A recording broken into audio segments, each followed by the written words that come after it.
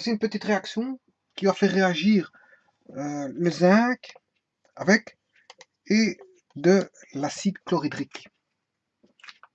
Donc le zinc et l'acide chlorhydrique. Pour ça, donc, je vais disposer sur deux plateaux, voilà, et une balance auquel je vais tarer,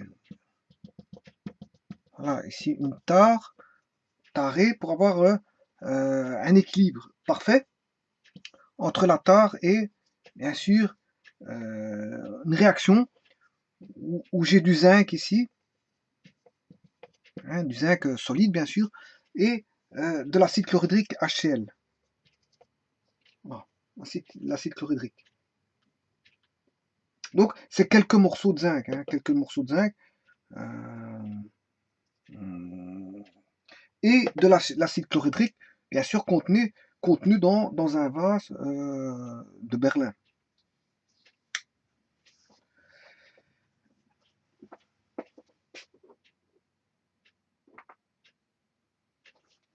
Voilà. Bon, si je mets tout à l'équilibre par rapport à de la tare, tout est en équilibre. Voilà. Eh bien, j'introduis donc le zinc cette fois-ci dans l'acide chlorhydrique.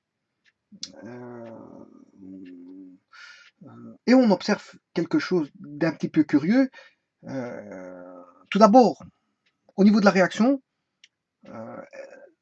on a une vive effervescence. Une effervescence, c'est une espèce de pétillement. Ça pétille. C'est une effervescence. Voilà, avec des bulles. Des bulles. Voilà. Donc une vive effervescence qui apparaît au niveau des morceaux de zinc. Hein, qui finissent par disparaître dans la solution d'acide chlorhydrique. Fatalement, ça va réagir, vous aurez compris. Et en fait, on va avoir apparaître un trouble dans l'acide chlorhydrique. On va avoir un trouble ici. Ça va troubler la solution d'acide chlorhydrique. Mais ce qui est particulier, bien sûr, l'effervescence est due à un gaz. Hein, et ce gaz, vous aurez compris qu'est-ce que c'est. Hein, c'est le gaz d'hydrogène. Enfin, c'est un gaz d'hydrogène. Enfin, c'est de l'hydrogène, voilà. Et donc, l'H2 va s'échapper donc de la solution sous forme gazeuse. Et donc, fatalement, là, on n'aura plus d'équilibre. Hein. La balance va... ici, le poids va diminuer, donc la tare va être plus grande. Donc, quelque part, on va avoir la balance qui va se représenter comme ceci. Donc, on retrouve la tare, le vase de Berlin. Voilà, et on a un déséquilibre. On va avoir un déséquilibre de la balance. On avait équilibre comme ceci, on a un déséquilibre de la solution parce qu'il y a du gaz H2, sous forme d'hydrogène, enfin de gaz d'hydrogène qui va sortir, qui va réagir dans la solution et qui va sortir bien sûr sous forme gazeuse et va partir. Et donc c'est du poids en moins dans le vase de Berlin. Vous aurez compris. Hein. Voilà, ici il y a toujours les deux plateaux. Ah, voilà.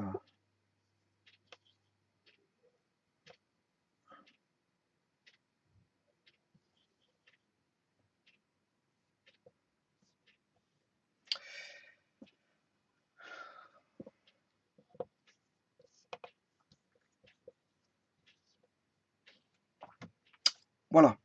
Donc ça c'est la tare qui au départ était en équilibre et bon, tout était en équilibre, aussi bien le zinc que l'acide chlorhydrique. Quand j'ai mis l'acide chlorhydrique là-dedans, ben, tout a basculé, il y a eu un déséquilibre.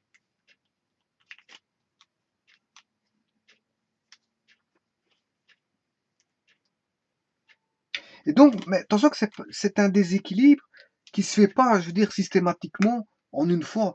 Mais bien sûr, ça se fait petit à petit. Hein. Ouais, c'est plutôt dans... Qu'est-ce qui est plus lourd? C'est la tare qui est plus lourde, ouais, donc c'est dans l'autre sens, je m'excuse. Puisque la tare est plus lourde, donc c'est plutôt comme ceci. Donc là, on aura le plateau avec la tare. Et ici, bien sûr, le vase de Berlin avec HCl qui pèse moins lourd et qui a diminué en poids par rapport à celui-ci. Est-ce que je ne me trompe pas encore? Quel est le poids le plus lourd? C'est celui-là. Ouais, donc, si c'est le poids le plus lourd, il va tomber dans l'autre sens. Donc, c'était bon. Voilà, c'était bon. Puisque le poids le plus lourd, c'est celui-là constitué de la tare. Hein, parce qu'ici, il a diminué, je veux dire, en poids. Donc, celui-ci est plus lourd en poids. Celui-ci est plus léger. Donc, c'est bien comme ceci, la tare et le vase, voilà. Mais on peut rétablir l'équilibre si on veut. Hein. Voilà.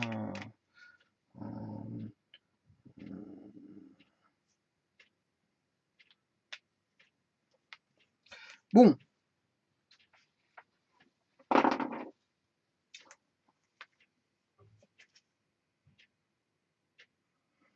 Donc ici, on connaît quelque part le poids d'hydrogène, H2. Hein. Ah ouais.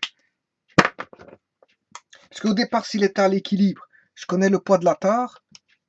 Hein, donc je connais le poids du HCl avec le zinc. Voilà. HCl avec zinc, bien sûr. Il faut peser comment est-ce qu'on appelle ça, le vase de Berlin. Hein. Il faut peser le vase de Berlin. Ça, c'est le contenant. Bon, ce qui nous intéresse, c'est les contenus. Hein. C'est-à-dire, le contenu ici, HCl, il est liquide. Fatalement, il faut un contenant. Il faut un vase, mais il pèse un certain poids. Donc, il faut extraire du poids total le poids du vase. Voilà, poids du vase. Et le zinc, bien sûr, le zinc, poids du HCl, le zinc, solution. Le zinc est un métal solide, en grain, alors qu'un HCl est liquide. Hein.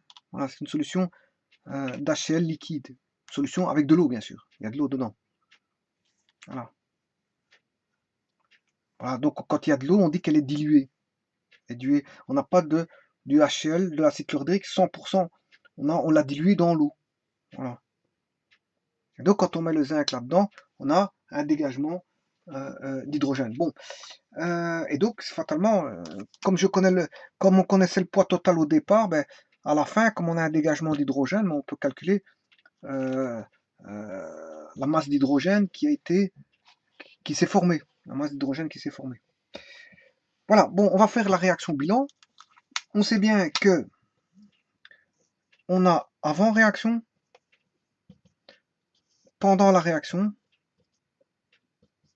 Voilà, si je fais une échelle du temps, hein, avant réaction, pendant la réaction et après la réaction. Voilà. On a 3 phases qu'on peut mettre sur une ligne de temps. Avant, pendant et après. C'est-à-dire le passé de la réaction, le présent de la réaction et après le présent, c'est le futur par rapport à ceci. Au présent, par rapport au présent, c'est le futur. Bon, mais c'est vrai que j'aurais dû pas prendre ceci, présent, futur, ça n'a rien à voir. Voilà, c'est plutôt avant réaction, pendant la réaction et après réaction. Voilà. Voilà, au départ, à la fin. Et là, c'est pendant. Bon, au départ, qu'est-ce qu'on a? Ben, au départ, on a une balance. Bon, ça, c'est le matériel. On a une balance. On a un vase de Berlin. On a voilà, de la tare. Mais tout ça, c'est ce qui va rentrer en jeu pour percevoir le phénomène physique où il y a une déviation. La déviation de l'aiguille portée par la balance, mais c'est un phénomène physique de force. Voilà. Donc ça c'est un phénomène physique, mais ça ne nous intéresse pas. Bon, c'est juste, ça va nous intéresser juste dans le sens de l'observation pour dire qu'il y a eu une perte de poids au niveau de la réaction. Mais avant la réaction, là c'est la perte de poids, c'est après la réaction, de pendant jusqu'à après, parce que ça commence à perdre au fur et à mesure jusqu'à après. Voilà. Mais avant, qu'est-ce qu'on a? On a deux substances, c'est-à-dire on a l'acide chlorhydrique en solution aqueuse, donc on a de l'eau, de l'acide chlorhydrique, bien sûr, c'est l'acide chlorhydrique sous forme, vous l'aurez compris, liquide, hein, parce que c'est en solution dans un vase de Berlin. Et on a des grains de zinc. Donc on a des atomes de zinc, on a des atomes d'hydrogène et des atomes de chlore. Voilà. Ça c'est pour l'avant la réaction. Donc, et pendant la réaction, qu'est-ce qui va se passer? Ben, on a une union des atomes de zinc et de chlore. Union des atomes de zinc et chlore. Et on va aussi avoir une union entre, entre les atomes d'hydrogène. Voilà, entre eux. Les atomes d'hydrogène vont se réunir entre eux. Voilà. Donc, ce qui veut dire qu'après, ben, on a deux substances qui vont se former. Donc, là, on a deux substances, une en solution aqueuse, une sous forme le zinc il est sous forme solide. Ouais, solide.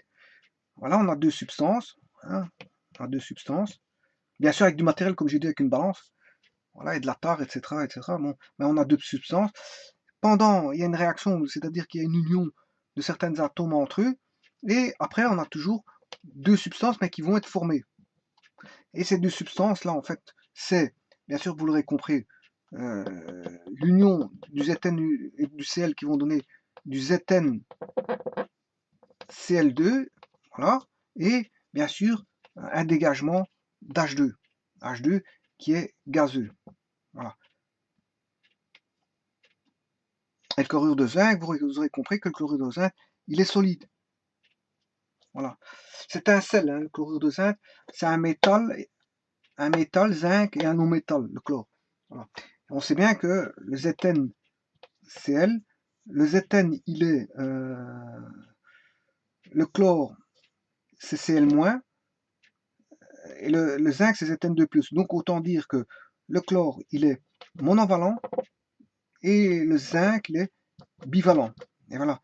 Et on fait la règle, ce qu'on appelle la règle de chiasme, ce qui va donner Zn1, Cl2, mais en vérité, c'est un du Zn1, Cl2, ou en d'autres termes, ZnCl2. Voilà, et donc ça va donner du ZnCl2 sous forme liquide. Donc du zinc qui va réagir avec le zinc qu'on a introduit dans l'acide chlorhydrique qui va réagir avec le chlore. Bon, ce qui va se passer dans l'eau, hein, l'HCl, il est sous forme dissociée ionique. Hein. On a du H+, et Cl-, puisqu'on a une dissociation ionique dans l'eau. En solution aqueuse, vous comprendrez que on n'a pas des molécules, mais on a des ions. On aura une dissociation ionique. Donc on aura de l'H+, et du Cl-. Voilà. Donc, voilà. Et le Zn va réagir avec le chlore pour donner du ZnCl2. Voilà. Bon, maintenant qu'on a ceci, ben on va écrire la réaction bilan, l'équation bilan. Eh bien, on a deux substances au départ. C'est le zinc sous forme solide, plus de l'acide chlorhydrique en solution aqueuse, donc liquide, hein, qui va donner, bien sûr, vous l'aurez compris, du ZnCl2 plus un dégagement gazeux d'H2. Et là, il est solide. Bon, mais ici, la réaction, elle n'est pas, comment est-ce qu'on appelle ça, équilibrée. Il faut l'équilibrer. Là, j'ai un zinc, là, j'ai un zinc. Là, j'ai un hydrogène, là, j'en ai deux, donc j'en multiplie par deux pour avoir deux hydrogènes. Donc, j'ai bien un zinc, deux hydrogènes, et deux chlore. Voilà, la réaction, elle est équilibrée. Voilà.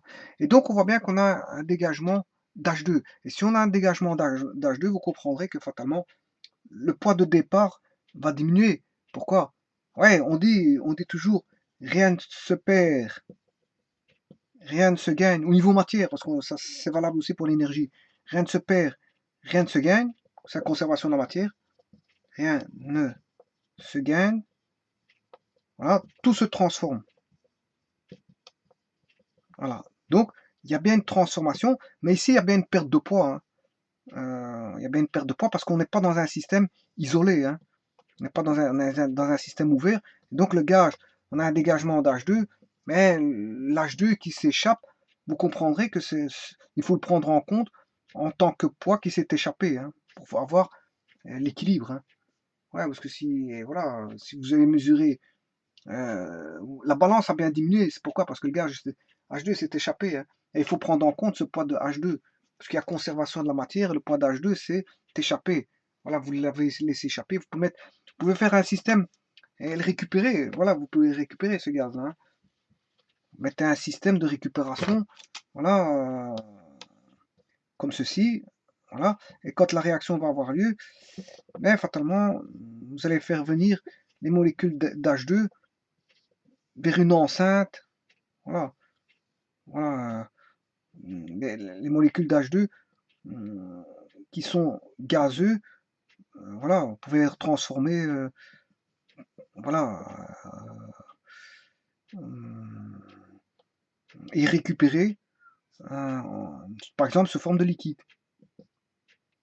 Donc vous allez faire une transformation gaz liquide pour récupérer de l'H2 liquide, pourquoi pas. Bien sûr par un refroidissement, hein.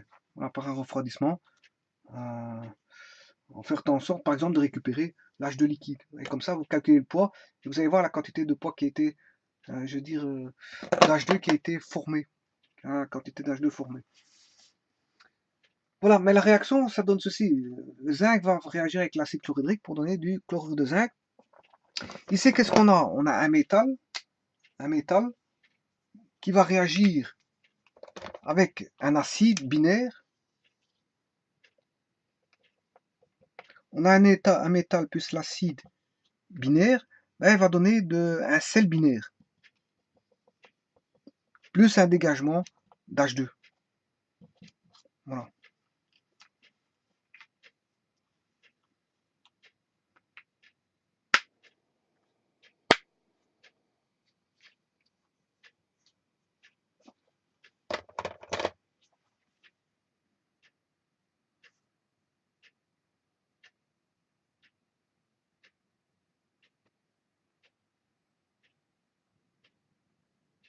Donc, quand vous faites réagir une plaque de zinc, avec un acide, ben, d'office, on va avoir de l'hydrogène. Maintenant, si vous prenez un autre métal de cuivre, faites réagir avec un acide, par exemple un acide binaire, mais là aussi, vous allez avoir un dégagement d'hydrogène, hein, d'office, hein.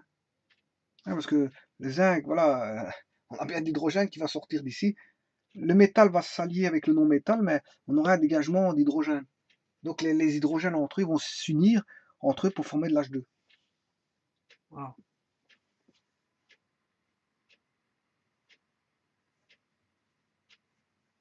Je vous remercie.